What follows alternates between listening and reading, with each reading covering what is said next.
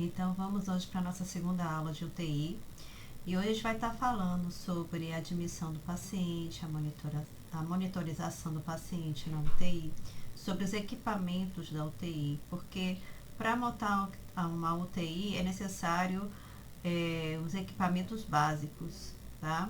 Que são muitas vezes de alta complexidade. Então, sem isso, a UTI não pode funcionar. Porque como a UTI recebe pacientes críticos, ela tem que estar preparada para muitas intervenções, né? Para muitos procedimentos.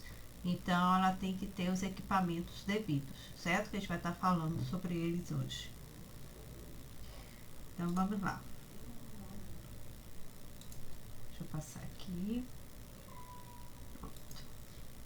Então, alguns equipamentos são exigidos pela Agência Nacional de Vigilância Sanitária para que a UTI possa ser colocada em funcionamento. Isso significa que o espaço só receberá a autorização para entrar em atividade se contar com determinados equipamentos, tá? Então, são vários. Então, eu vou estar falando um pouquinho de cada um deles, certo? Então, a gente tem o desfibrilador, tá? Tem pessoas que chamam também de cardioversor, algumas literaturas, né? Chamam também de cardioversor. Então, aquele é um aparelho que é utilizado em caso de algumas arritmias cardíacas. Muitas pessoas pensam, né? Até por conta de filmes e tudo, que o desfibrilador é usado quando o coração está parado, mas não. O coração, esse desfibrilador, ele só é utilizado quando o paciente apresenta alguma arritmia grave, tá? Que necessita, então, da utilização do desfibrilador. Então, em caso de fibrilação ventricular e taquicardia sem pulso. Então, são os casos principais aí que usa o desfibrilador, tá? Temos também, gente, um desfibrilador automático, que é o DEA, tá? Que esses ficam disponíveis em regiões, em locais, né, de muitos movimentos, como rodoviárias, supermercados, shopping, tá? Que é utilizado por um socorrista treinado, tá? Porque ele funciona de forma automática. Então, esse desfibrilador automático, se coloca a placa no paciente, tá? E ele vai detectar se o paciente está apresentando algum tipo de arritmia que é necessário o choque, enquanto o socorrista está realizando a reanimação no paciente, certo? Mas o desfibrilador hospitalar, quem opera ele é o médico. Tá? A equipe de enfermagem, ela vai estar auxiliando nesse procedimento, tá? Mas quem vai programar esse desfibrilador, tá? Quantos joules, porque esse choque, ele é mensurado em joules. Quantos joules vai necessitar, conforme a arritmia que o paciente está apresentando e o tipo de arritmia, é o médico, certo? É como a gente vê nos filmes mesmo, né? Para quem nunca assistiu. Então, o médico, ele vai programar o tipo de choque, certo? E no momento dele dar o choque, as pessoas têm que se afastar e ele vai dar o choque, certo? Colocando um gel, é necessário um gel para que não queime a pele do paciente, certo? Porque aí protege, esse gel protege, né, no momento do choque, para não queimar a pele do paciente. E as demais pessoas têm que se afastar, porque senão a gente vai receber o choque junto com o paciente, tá? Ele emite um choque no paciente para que o restabelecimento do ritmo cardíaco, porque o coração, ele tem aquele traçado, né, comum do eletrocardiograma, certo? Então, quando esse ritmo, tá, ele é descompensado por algum problema, né, cardíaco, um impulso elétrico que não está dando o ritmo correto do coração, então é dado esse choque para restabelecer o pulso, né? Restabelecer o batimento, melhor dizendo, do coração. Esse aparelho é fundamental para o salvamento de vidas e deve ser utilizado com grande agilidade por profissionais capacitados nos casos de necessidade. Então, o desfibrilador, como eu falei, o desfibrilador hospitalar é operado pelo médico, e o DEA, que é o desfibrilador automático, ele pode ser operado por outras pessoas que não seja o médico, apenas um socorrista treinado, né? Porque o DEA é que vai avaliar o momento do choque. Então, não tem a necessidade do socorrista saber, né, programar o choque. Por isso que, no caso do DEA, qualquer socorrista treinado pode utilizar. Tá? Então, aqui é o desfibrilador hospitalar, que tem as pás. Né? Esse desfibrilador, ele necessita do gel que eu falei, né, para proteger a pele do paciente, para não sofrer uma queimadura no momento do choque. E tem esse DEA, que é o desfibrilador externo automático, que qualquer socorrista treinado pode utilizar ele. Tá? Vamos passar aqui para a próxima.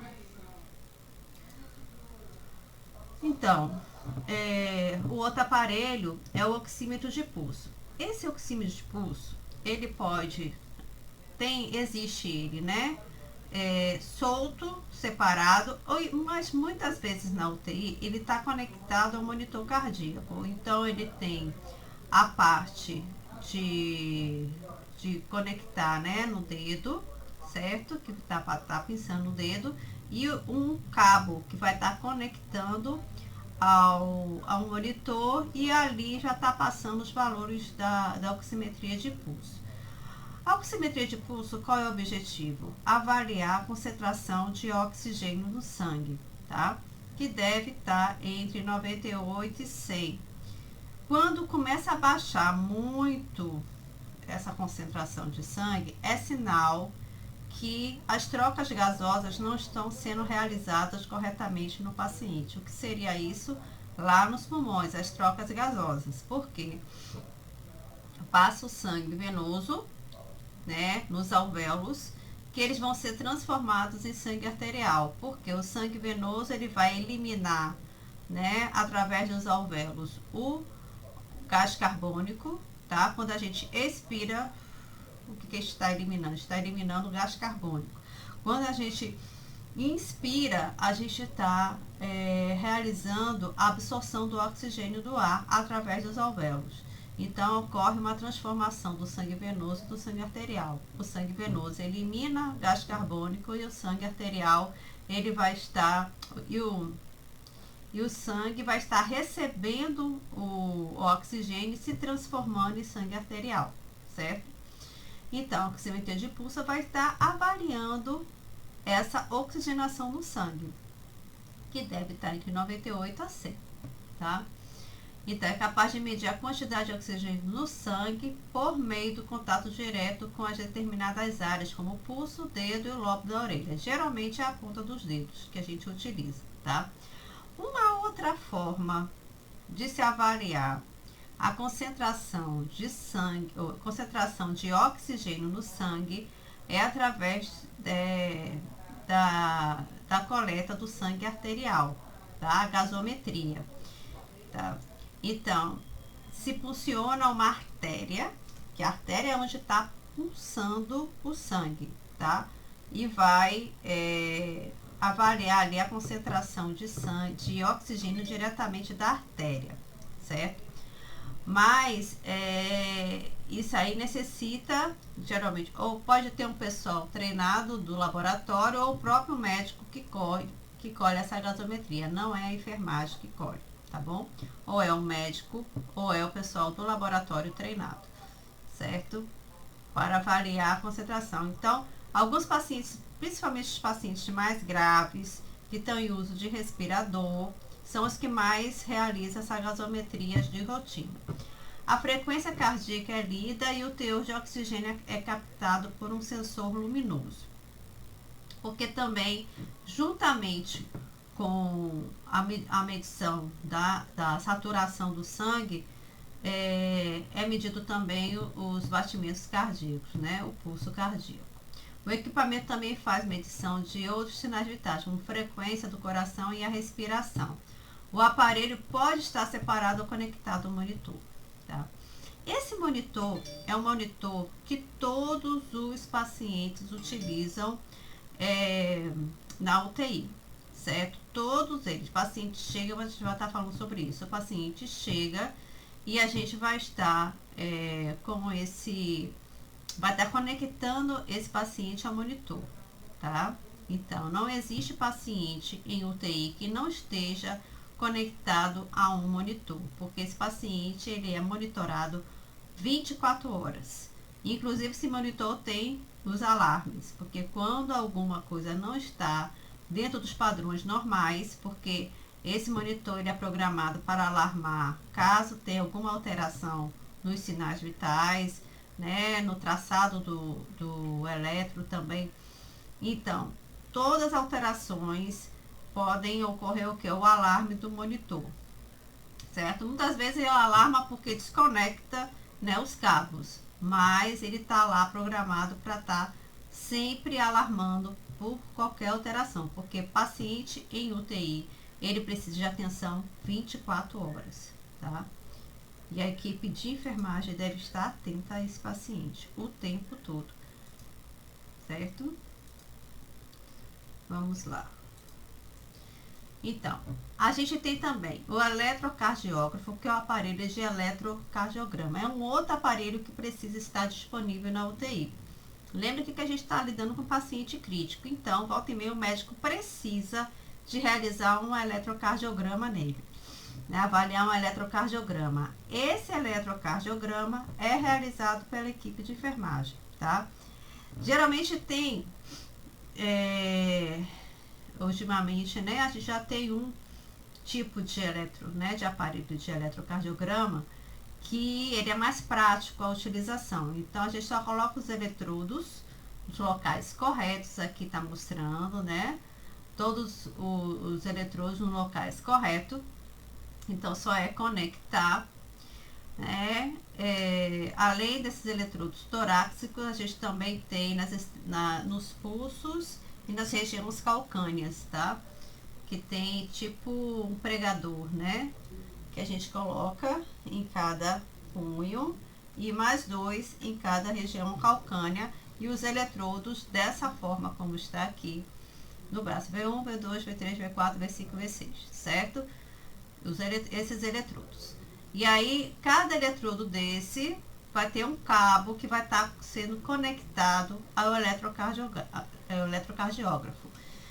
E após conectar todos, a gente vai ligar e ele já vai dar o traçado, certo? É muito simples, né? Parece que é uma coisa muito complicada realizar um eletrocardiograma, mas não é.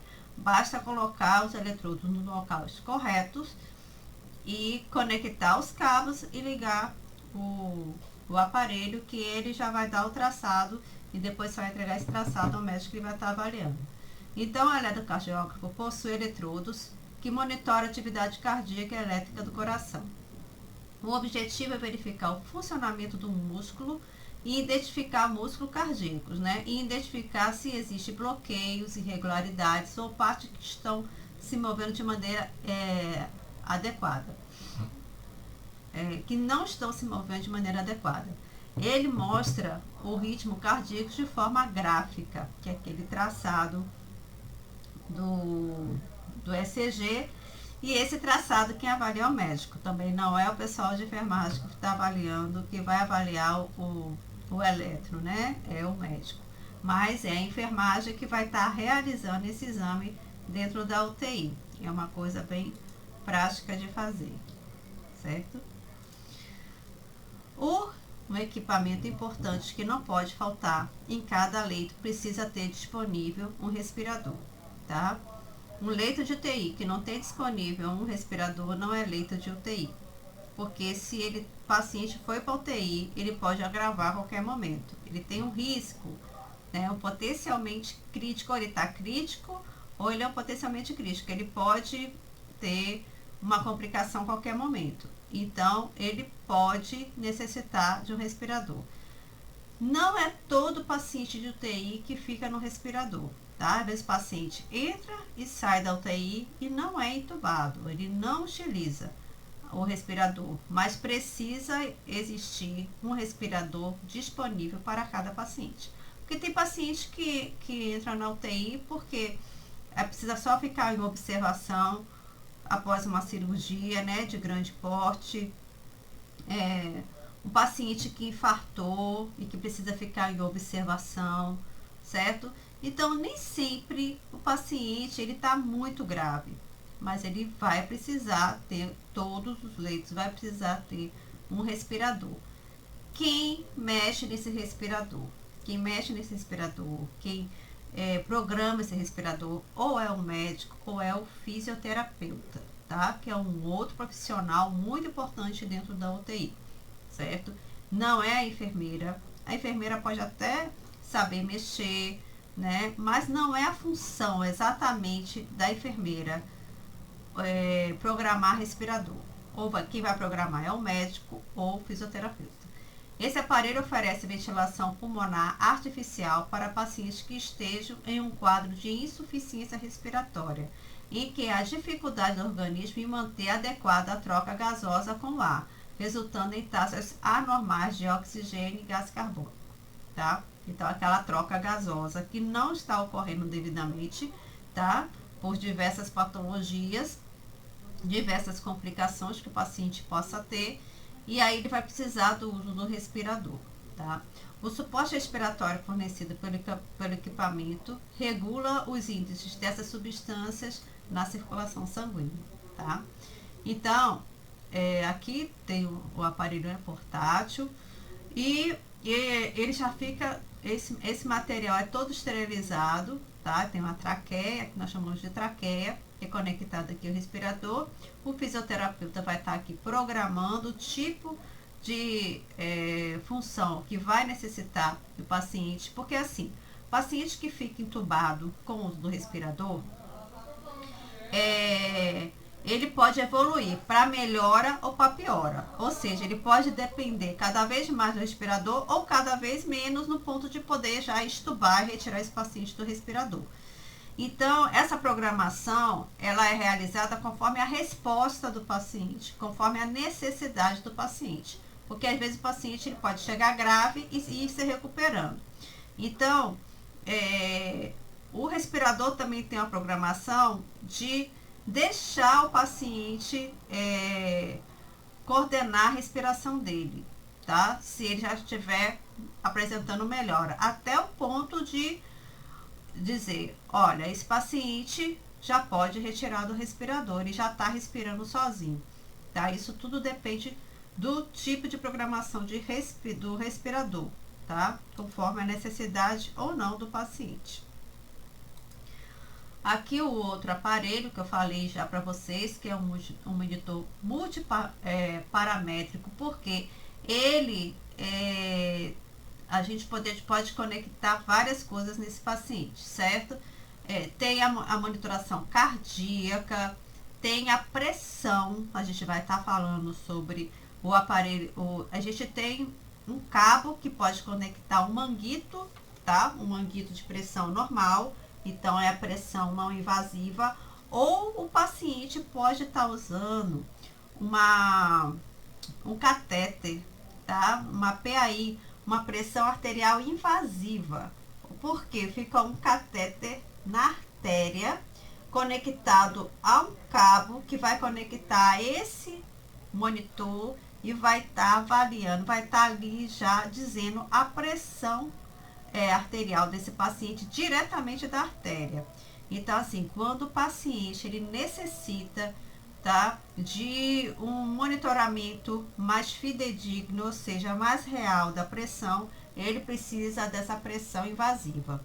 Quando não, ele pode usar só um manguito, tá? E esse manguito, ele vai estar verificando a pressão periodicamente, tipo de 10 em 10 minutos, de 15 em 15 minutos, de meia em meia hora, isso vai depender da necessidade. E aí vai estar pressionando, né, o manguito, verificando a pressão automaticamente. Isso pode ser programado no monitor cardíaco, tá?